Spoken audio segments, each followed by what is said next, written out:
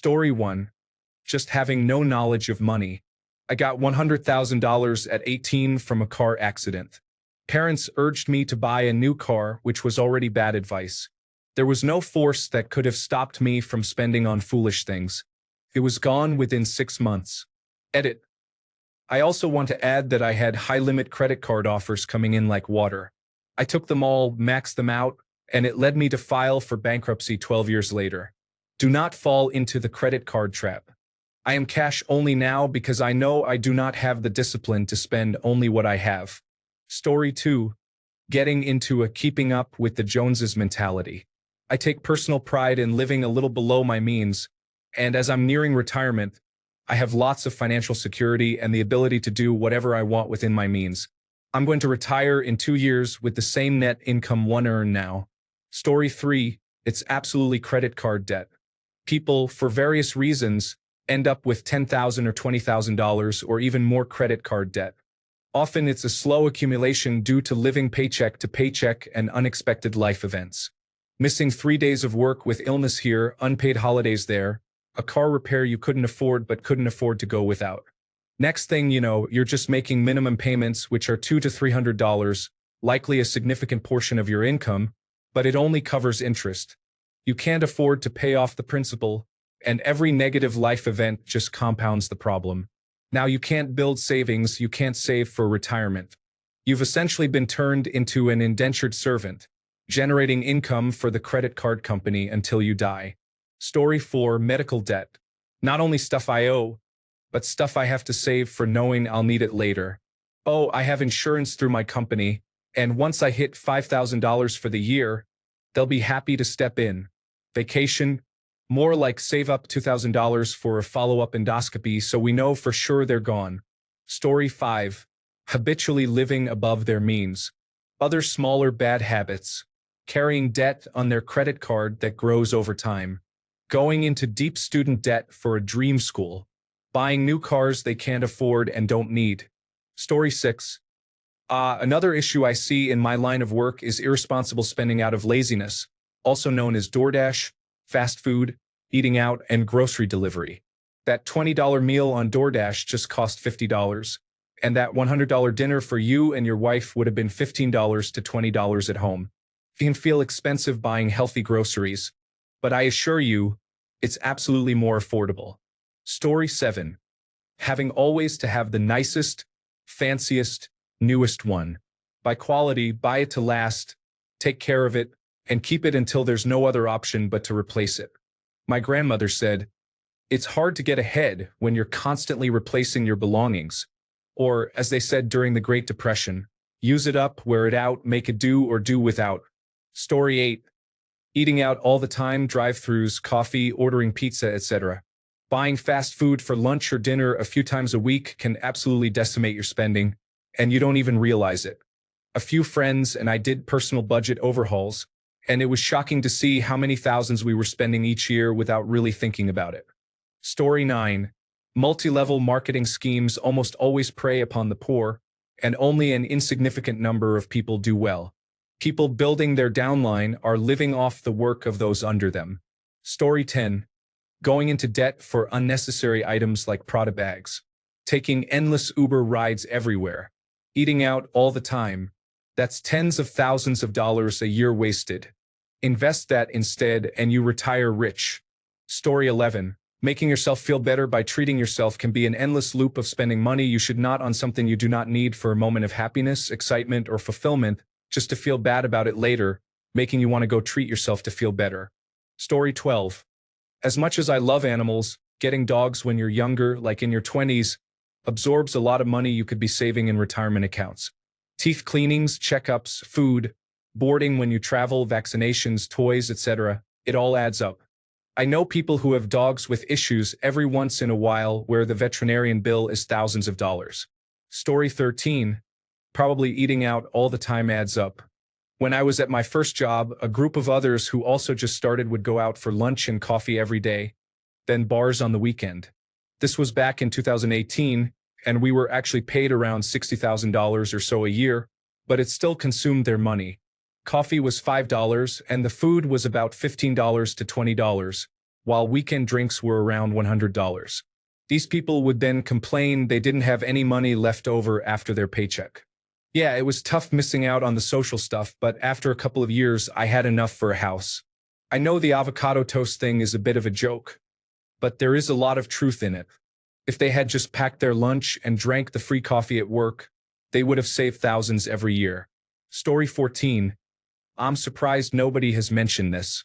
Refinancing their mortgage to buy things they don't need. Car's 5 years old and you feel like a new one? Refinance the mortgage. Bathroom is 10 years old and looking a bit tired? Refinance the mortgage.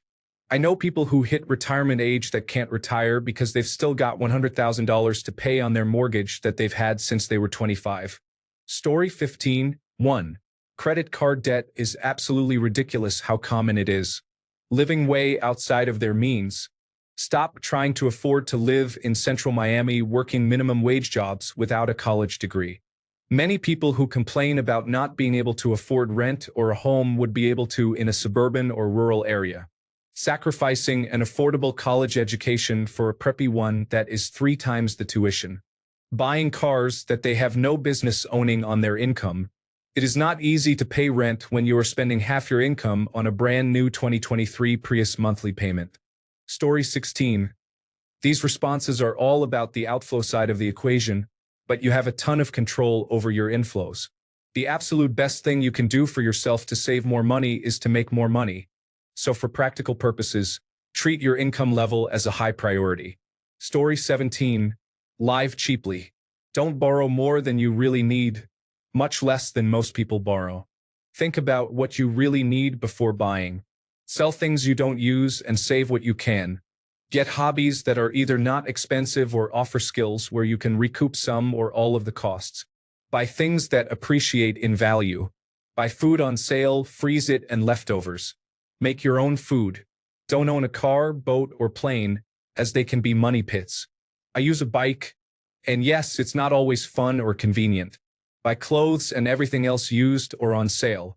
Ask for a discount everywhere. Don't be shy, nobody cares. You can usually get things cheaper. Check for cheaper insurance, internet, and other services every year. I learned this as a low-income person who always has more money than I actually need. It's not an influencer lifestyle, but there is a sense of safety in it. Story 18. Not paying off their credit cards at the end of every month. It's the mentality of running up your credit cards, thinking you have more money than you do. If you cannot pay off your cards at the end of every month, you're not living within your means. When you do start paying them off every month, you will notice that you will actually have more money left over for savings or to invest. Story 19. Not taking care of your things such as shoes, clothes, cars, and home. People just go straight to replacing and throwing things away. If you give your things maintenance and good hygiene, you'll be able to save a lot. Plus, it's good for the environment. Story 20.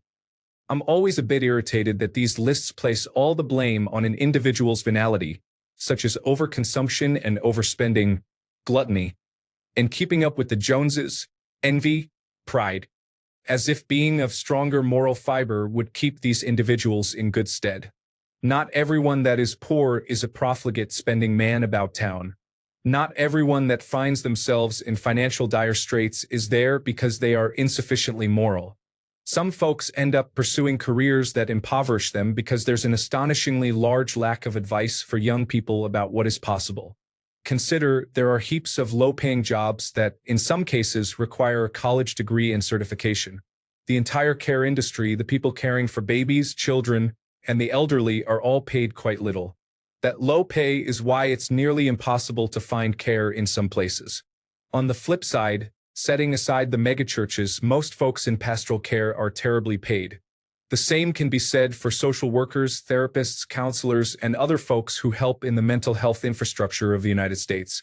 While they may not be paid as little as the daycare workers or nursing home staff, these are not entry-level analysts at a hedge fund making $250,000.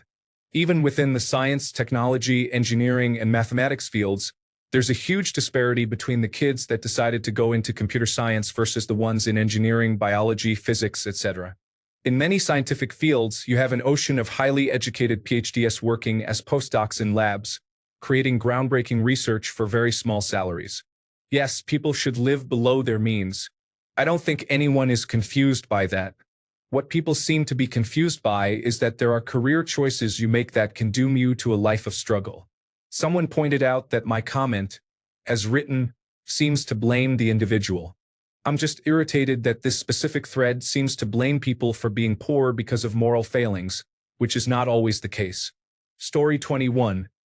Putting extra money into high-interest savings accounts instead of stocks, bonds, or real estate.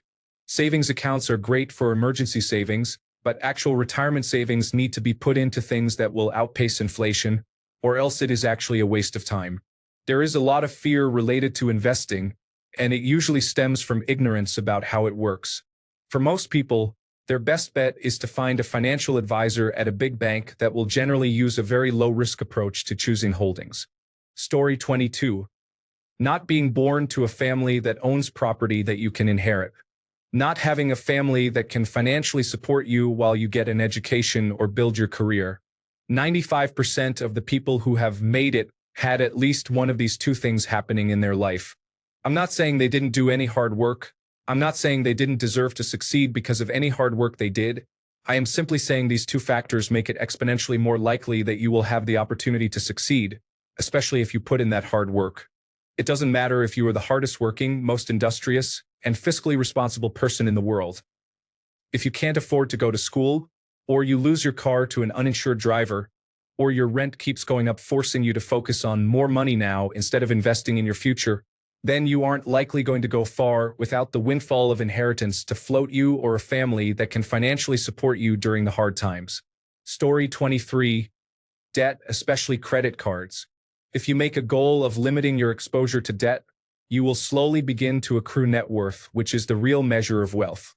To do this, you will need to control impulse spending and ignore the natural inclination to compare yourself to others. Avoid overbuying assets that do not hold their value. Story 24. Getting a credit card and maxing it out, then making minimum payments. Do you realize that you are paying 36 to 48% interest rate on credit cards and bank fixed deposits barely give 7.5%? You are throwing away your financial future buying things on credit that, frankly, you cannot afford. Yes, you cannot afford that new fridge and the holiday to Turks and Caicos. Upgrading the lifestyle to include ultra-luxury items which you cannot afford. You do not need a car that costs $60,000 or a Chanel bag or those ridiculous Jimmy Choo shoes. Story 25. 1. Buying new cars above their means and not beating them up. Advice: finish paying for them and keep them for 5 more years. 2. Student debt. Consider community college. Associate transfer degrees are a great option. Look into trades if you are going to study anthropology in college. Story 26. My manager bought a mansion, almost, but his mortgage payments were eye-watering. I stayed in my modest flat. Pound for pound, I was earning more than him as half his salary went to service the interest payments on his mortgage. Later on in life, he was divorced, but the crippling mortgage payments stayed. Story 27. Being born poor. Do you know where the vast majority of billionaires make their money? From their parents, grandparents, and great-grandparents' investments. There is so little market for growth like there has been in the last 200 years that you see more and more scams being run because there are legitimately fewer and fewer places for people to put their money long-term. The stock market is disconnected from the actual economy, so you can in theory start investing at 18 and possibly make enough to retire. You will need to retire with enough money in a retirement account to draw 6% net out a year to live on if you plan on retiring at 65 and living to 80. But that assumes growth every year of about 8% to 10%. Get a union job with a cost of living adjusted retirement plan that's legally protected. But in America, that depends on where you live honestly. Half the country is right to work, so good luck. Leverage as much real estate as possible, but you really needed to be born in the 70s to get in that market. Once hedge funds get in, it's almost impossible to compete, and they will monopolize any competition out. Start a business? Once again, this is going to depend on you being really good at something and running a business. 90% of people are very bad at running a business, that you can eventually make enough margin to hire people and make enough money on their labor to live in your old age. Honestly, when you're young, you are bad at most stuff you can get paid for. That's why people don't get paid what their labor is worth until they are in their 50s on average. Your path and circumstances are not going to match up with anyone else's. Things that worked 5 years ago don't anymore. When I was young, it was go to college, get a degree in business or engineering, get a job at a big company, and invest your time and energy in it, and you will be rewarded with job security and a good retirement. That got messed up. Now the best advice I can give anyone: change jobs every 2 years. It's the only way to keep up with inflation and keep your experience relevant enough to stay on top of the recruiting pile. Live how you want, be polyamorous, and have 5 partners so you can one day buy a house together. You only get one turn on the crust of our planet. You're emotional beings. Nothing matters. Go enjoy life and love, and be loved. Once you're dead, that's it.